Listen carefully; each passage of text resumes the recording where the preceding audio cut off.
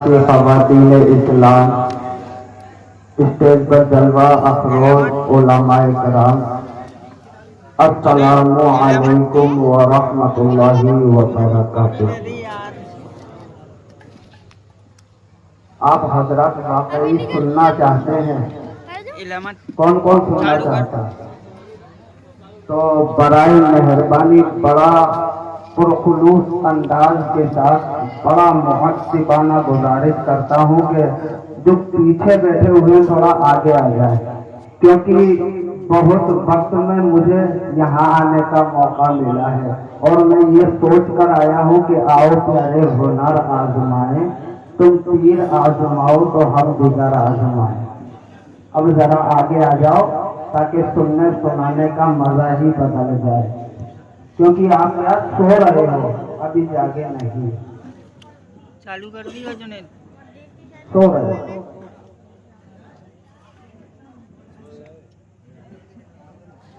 الحمدللہ الحمدللہ رب العالمین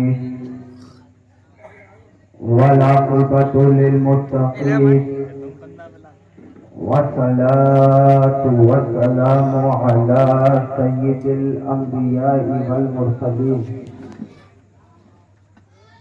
وعلى آلہ الطیبین والطاہرین، اما بعد فاعوذ باللہ من الشیطان الرجیم، بسم اللہ الرحمن الرحیم۔ قد جاءکم من اللہ نور، صدق اللہ العظیم وبلغنا رسولہ النبی الامین المتین المعین المبین الکریم، ونحن علی ذلک لمن الشاہدین والشاکرین، فالحمد للہ رب العالمین۔ حضرت محترم، یہ محفل اولیاء کاملین، بزرگان دین، شہنشاہ بغداد، تمام ولیوں کے امام، پیران پیر، دستگیر، روشن ضمیر شاہ جیلہ کے نام کی منعقد کی گئی ہے۔ کچھ حضرات نے مجھ سے یہ کہا کہ تھوڑے سرکار کی پیدائش کے اوپر بھی روشنی ڈال دینا، تو بظاہر ایک تقریر کے اندر جو موضوع بہت مشکل ہے، لیکن آپ لوگوں کی محبت میں اگر ساتھ دیا تو انشاءاللہ تبارک و تعالی میں آپ کی بارگاہ میں چند گھڑی کے لیے آپ کی بارگاہ میں خدمت آیا ہوں، تو میں نے جس آیت متفق علی ایک معتبر اور بڑی ہی مجرب اور بڑی ہی مدلل ایک آیت مقدسہ جس کو قد جاءکم من اللہ نور کہا جاتا ہے، اس آیت مقدسہ کی میں نے تلاوت کا آپ حضرات کے سامنے جو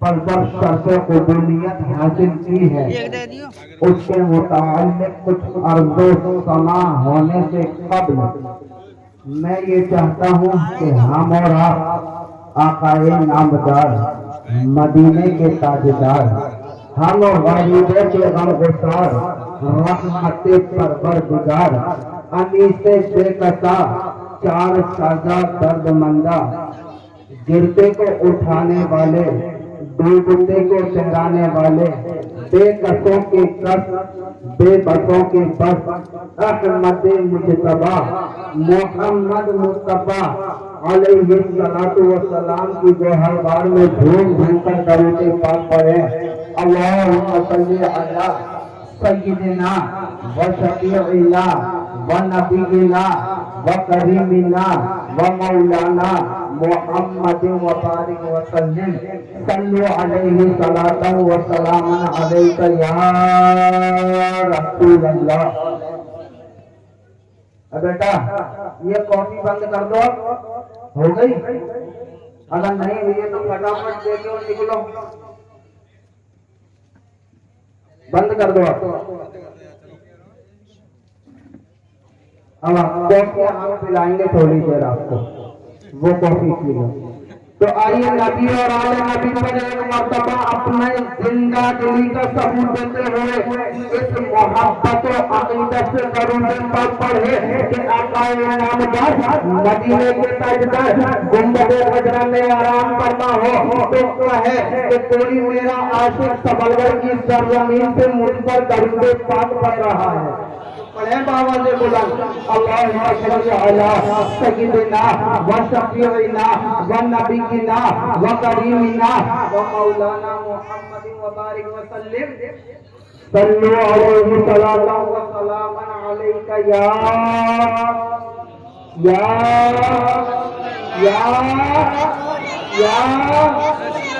بہت سے لوگ ایسے ہیں جن سے کہہ دیا جائے کہ نبی پر درود پاک پڑھو تو بیچارے خاموش، سر کو خم کیے ہوئے، کیونکہ کبھی درود پاک تو پڑھا ہی نہیں۔ اگر درود پاک پڑھا ہوتا تو نبی کا عاشق جہاں نبی کا نام لے دیا جاتا وہاں درود پاک کی بدولت اس کے گناہوں کو معاف فرما دیا جاتا۔ بندہ مومن سے جب کہا جاتا ہے اے بندے مومن نبی اور آل نبی پر درود پاک پڑھو، کچھ پڑھنے والے لوگ ہیں تو بلند و بالا مرتبے سے اور بلند طریقے سے درود پاک پڑھتے ہیں، لیکن جن لوگوں کو پڑھنا نہیں آتا ہے اپنے سروں کو خم کر لیا کرتے ہیں، تو نہ پڑھنے والوں کے لیے میں ایک ایسا میسج دینا چاہتا ہوں کہ جس سے آپ کی دنیا بھی آباد ہو جائے گی اور دنیا اور آخرت دونوں آباد ہو جائے گی، اور دنیا آخرت کس طریقے سے آباد ہوگی؟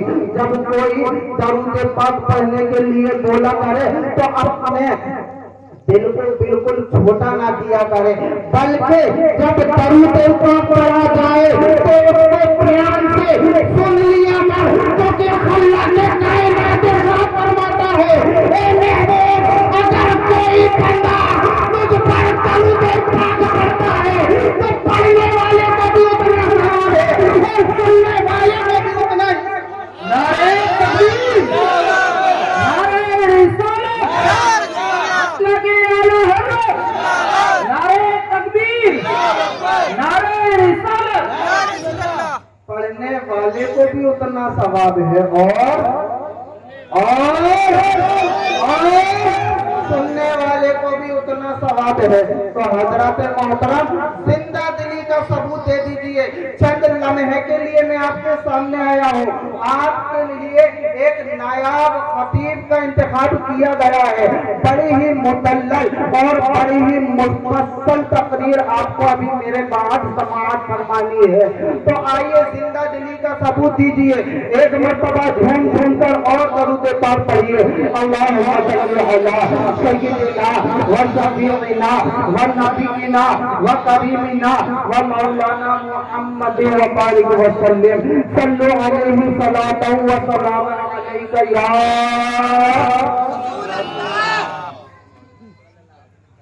اللہ کی کائنات ارشاد فرماتا ہے قد جاءکم من اللہ نور، تحقیق اللہ کی طرف سے تمہارے پاس نور آیا، اور جب نور آیا تو حضرت عبداللہ کی پشت انور میں وہ نور جگمگا رہا ہے، کبھی پیشانی پہ گردشیں کر رہا ہے۔ حضرت عبداللہ کا نکاح ہوا کس سے؟ حضرت آمنہ سے۔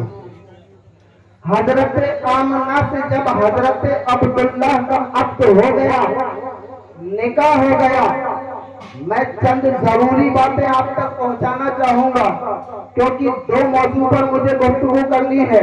حضرت عبداللہ کا نکاح ہوا ہے، حضرت آپ میرا ساتھ تو کس کے ساتھ ہوا ہے؟ حضرت آمنہ کے ساتھ۔ میاں بی بی سامنے بیٹھے ہوئے ہیں، ابھی شادی کا چند عرصہ گزرا ہے، 2 مہینے گزرے ہیں، میاں بی بی سامنے بیٹھ کر کیا عریضہ پیش کرتے ہیں؟ حضرت عبداللہ کے سامنے حضرت آمنہ بیٹھی ہوئی ہے، حضرت عبداللہ نے حضرت آمنہ کو देखा और कहा ए मेरी शरीक हयात मैं बड़ा नसीबों वाला हूँ। हजरत आमना फरमाती है ए मेरे सरताज आपसे ज्यादा नसीबों वाली तो मैं हूँ। कहा नहीं नहीं आमना मैं बड़े नसीबों वाला हूँ कि तुझ जैसी औरत मेरे निकाह में आई। मैं बड़ा ही बुलंद वाला मर्तबे वाला हूँ। कहना था हजरत आमना ने कहा नहीं नहीं बल्कि मैं नसीबों वाली हूँ जो आप जैसा शोहर मेरे निकाह में आया है। ये उस दौरे हाजिर की बात है। और आज के अगर मियाँ बीवी साथ में बैठ जाए तो झगड़ा हो जाया करता है। मियाँ बीवी अगर सामने एक दूसरे के बैठ जाए तो झगड़ा हो जाया करता है। और शोहर कहता है भाई वो तो मेरी माले गनीमत मान जो मैं तुझे ले आया, वरना कोई तुझे चारा नहीं डालता, कोई तुझे टुकड़े नहीं डालता। बीवी भी कम नहीं है, कहती है जी छोड़िए वो तो भला हो मेरे घर वालों का, तुम्हें कोई मिल नहीं रहा था, तुम्हारा नसीब अच्छा है जो मैं यहाँ आ गई, वरना तुम्हें कोई नहीं पूछता। लेकिन घर के अंदर जब भी अखलाक और मोहब्बत की बात करो तो इतनी याद रखो, जब मियाँ बीवी बैठा करो तो हमेशा एक दूसरे की तारीफें बयान किया करो। हजरत अब्दुल्ला हजरत आमना से जब इतना कहते हैं तो कहते हैं मेरी शरीक हयात अब आप उम्मीद से हो, आपके बजाय अमल कर चुका है। हम पहले तो दो थे, वहाँ जैसे भी गुजारा चल रहा था हमने चला लिया है, अब अल्लाह की रहमत से हम 3 होने वाले हैं। ए आमना मेरा दिल ऐसा करता है, मेरा दिल ये चाहता है कि मैं बाहर तिजारत के लिए चले जाऊं।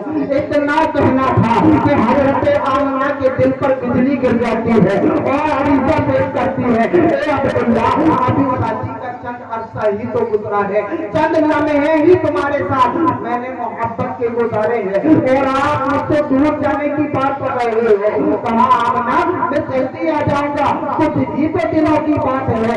इतना कहकर हजरत अब्दुल मुत्तलिब से आपने इजाजत ली और घर से तिजारत के लिए निकल गए हैं। कुछ लम्हे का और कुछ दिन का वादा कर गए हैं। हजरत अब्दुल मुत्तलिब तिजारत के लिए चले गए हैं, इधर हजरत आमना की उम्मीद से है, यानी कि नबी शिकम मादर में जलवागर हो गए हैं, यानी कि शिकम मादर के अंदर मोहम्मद इब्ने अब्दुल्ला जलवागर हो गए हैं, लुत्फ पैदा हो गया है। इधर अब्दुल्ला जो है तिजारत के लिए चले गए हैं। अब वो दिन भी आ जाता है, कौन सा दिन? वो दिन भी आ जाता है जिस दिन हजरत अब्दुल्ला ने वापस आने का वादा किया था। अगर किसी बीवी का शौहर अगर परदेश चला जाए और हम पर कॉल पर कहते ए मेरी शरीक हयात इतना याद रखना मैं अभी मुरैना से चला हूँ और आपकी सरजमीन केला रख में पहुँचने वाला है, तो वो बीवी का खुशी का आलम क्या होगा। मेरे सरताज परदेश से आ रहे हैं, जल्दी जल्दी उनके लिए गरम खाना बनाऊंगी। यही रसूल था, यही मामूल था। हजरत आमना ने क्या किया, जल्दी जल्दी आटा गूंदा है, घर की सफाई की है। हजरत अब्दुल मुत्तलिब फरमाते हैं ए बेटी आमना आज इतनी जल्दी आटा गूंद दिया, ये घर की सफाई कैसी कर रही है।